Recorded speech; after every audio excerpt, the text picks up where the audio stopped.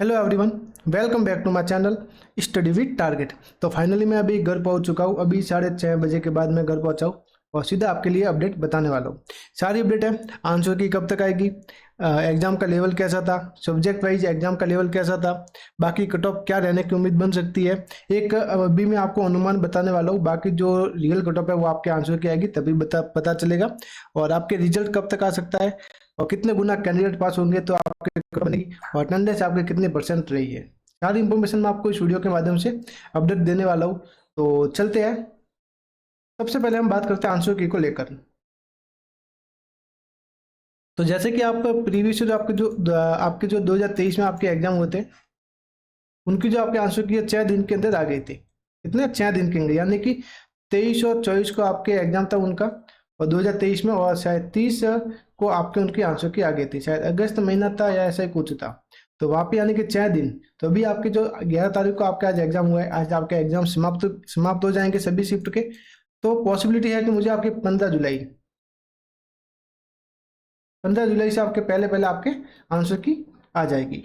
अगर नहीं होता तो आपको 16 या 17 जुलाई का आपको देखने को आपको मिल जाएगी। ठीक है, आंसर की के बारे में आपको अपडेट मिल गई।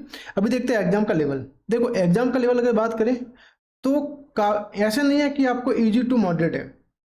देखो, कहीं कहीं पे आपको इजी टू मॉडरेट है और कहीं कहीं पे आपको मॉडरेट टू टफ है। तो जैसे कि अगर हम आपके मैथ में बात करें तो आपके 30 नंबर की आपके मैथ थी। तो आराम से जो नॉर्मली जो बच्चे जो क्वेश्चन करके आ रहे हैं, जो नॉर्मली जो स्टूडेंट होता है वो आपके 12-13 कर रहा है। कितना? 12-13। बाकी जो जिसकी थोड़ी बहुत अच्छी तैयारी है वो आपके 17 तक जा रहा है। यानी कि मेरे जो क्वेश्चन अटेम्प्ट किए मैंने 17 किए मैथ में। जो सच बात है वो मैं आपको बता रहा हूँ, 17 क्वेश्चन अटेम्प्ट किए। और बाकी जो रीजनिंग में मैंने अटेम्प्ट किए, पूरे 30 के 30 मैंने रीजनिंग में अटेम्प्ट किए। इनको आप काउंट करते चलना, 17 आपके मैथ में हो गए और रीजनिंग में आपके मैंने 30 अटेम्प्ट किए। रीजनिंग में आप पूरे अटेम्प्ट कर सकते थे, पूरा इजी पेपर था रीजनिंग में। सारे के सारे आप 30 क्वेश्चन अटेम्प्ट कर सकते थे। थोड़ा दिमाग का खेल ज़्यादा था, ऐसे क्वेश्चन थे जो आप थोड़ा दिमाग लगाने की जरूरत थी, तो वहाँ पे आप थोड़े फंस गए होंगे। पर मैंने पूरे के पूरे अटेम्प्ट किए। हो सकता है कुछ मैंने जल्दबाजी में अगर ऑप्शन से गलत चॉइस किया होगा तो वो बात अलग है, पर मेरे हिसाब से मेरे रीजनिंग में पूरे के पूरे 30 क्वेश्चन सही है। और मुझे जो क्वेश्चन अटेम्प्ट आने के आते थे, मुझे लगता है कि क्वेश्चन सही होंगे, वही मैंने अटेम्प्ट किए। उससे ज़्यादा मैंने अटेम्प्ट नहीं किए। आगे चलते हैं आपके जीके में। जीके में भी जो आपके 15 नंबर की 15 नंबर की जीके है ना, तो उसमें आराम से आप 5-6 नंबर 5-6 नंबर आप आराम से कर रहे हो। तो यानी कि इसमें आप इजी टू मॉडरेट कह सकते हैं। मैथ में आप मॉडरेट टू टफ कह सकते हैं, बाकी में आप कहेंगे तो वो आपके गलत होगा।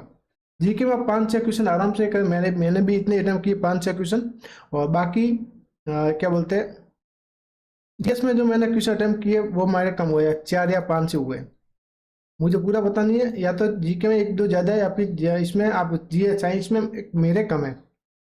और साइंस में सबका बट्टा बोल है। साइंस में सभी स्टूडेंट के डब्बा गोल हो गया है, कोई क्वेश्चन अटेम्प्ट नहीं कर पाया क्योंकि क्वेश्चन की लैंग्वेज ही समझ में नहीं आ रही है।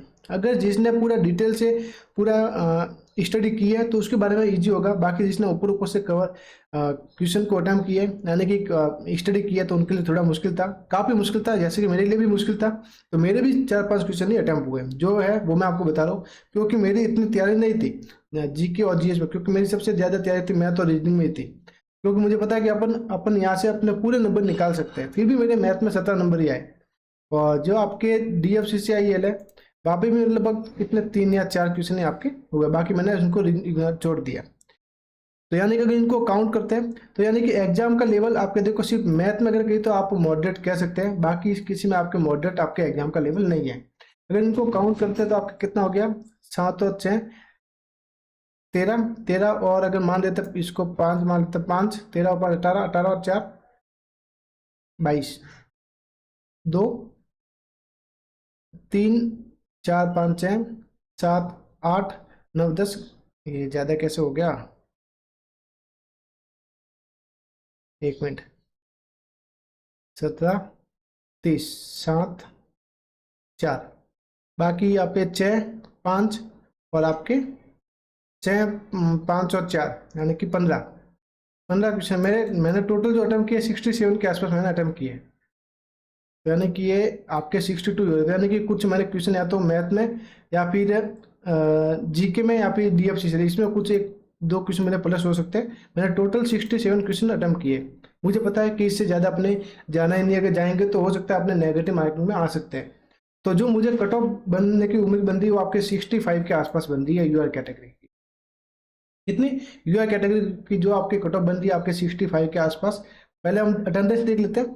देखो, हो सकता है किसी किसी में आपकी अटेंडेंस ज़्यादा हो सकती है, और मेरा जोधपुर में देखा जो एग्जाम सेंटर था, अगर कोई बंदा, अगर किसी ने एग्जाम दिया सेकंड शिफ्ट में, तो वो मुझे कमेंट करके बताएगा। काफ़ी स्टूडेंट थे, मिले भी थे। तो और जैसे कि अटेंडेंस देखा तो काफ़ी देर, लगभग 2 से 3 जो कॉलम थे, रो थी, उनमें मैंने देखा 20 सीटें थी कंप्यूटर की तीनों रो में। तो जहाँ पे जो कैंडिडेट थे, किसी में 8 थे, किसी में 9 थे, और ज़्यादातर 9 थे, यानी कि 45 से 50% अटेंडेंस देखने को मिली है।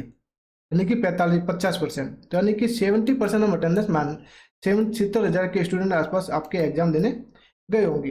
ये अनुमानित आंकड़ा है, बाकी रियल डाटा अटेंडेंस को लेकर DFCCIL ऑफिशियली जारी कर देगा कुछ दिनों में। 70,000 में आपके जो स्टूडेंट, आपके टोटल सीटें 464 है, जो 20 गुना आपके कैंडिडेट को क्वालिफाई किया जाएगा। तो ये जो आपके होगी 9,300 होंगे। कितने? 9,300।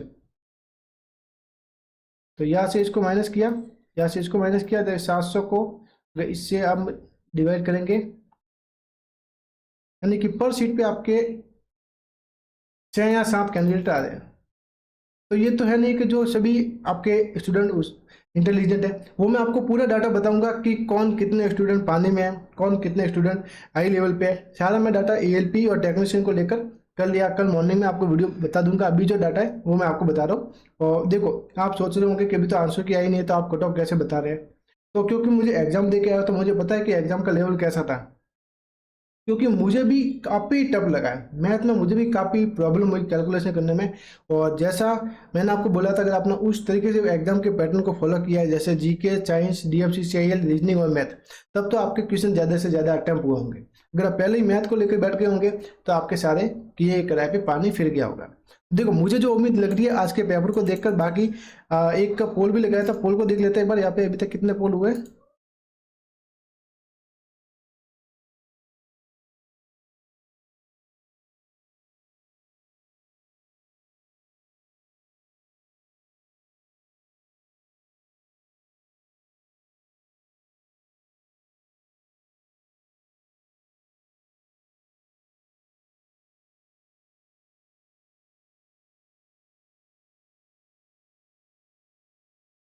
एक बार ओपन हो जाए।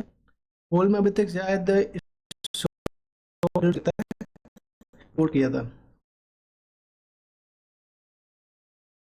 जहाँ पे भी जो स्टूडेंट है 51 से 58 के बीच में ज़्यादा है।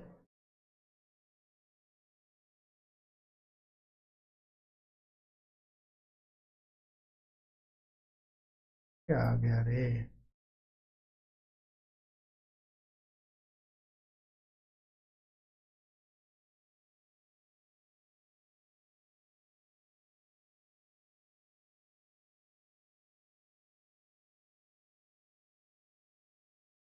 देखो, यहाँ पे जो आप पोल देख रहे हैं, यहाँ पे जो 51 से 58 करने वाले आपके 36% है, यानी कि सबसे ज़्यादा आपके यही है। और यहाँ पे जो है, इनको तो मैं इग्नोर करता हूँ। हो सकता है इसमें जो जिसने एग्जाम नहीं दिया उन्होंने भी पोल किया होगा। 198 स्टूडेंट ने पोल किया है। तो जहाँ पे एक कमेंट भी आया, देखो जहाँ तक ये पूरा हम इसको पॉसिबल राइट नहीं मान सकते। इसके एवरेज अटेम्प्ट जो आपके 60 के आसपास है, वही मुझे लगता है। तो देखो, जो कट ऑफ रहने के चांस बन सकते हैं आपके यूआर के, आपके 65 के आसपास। 2-3 नंबर अगर आपको ऊपर नीचे भी है तो भी आप अपने आप को सेफ मान सकते हैं, क्योंकि CBT 2 भी आपके इसमें होना है। और OBC में अगर बात करें, OBC में आपके लगभग 62 के आसपास। और आपके EWS में अगर बात करें तो आपके 59 के आसपास। और आपके SC में अगर बात करें तो आपके 55 के आसपास। और 51, सॉरी,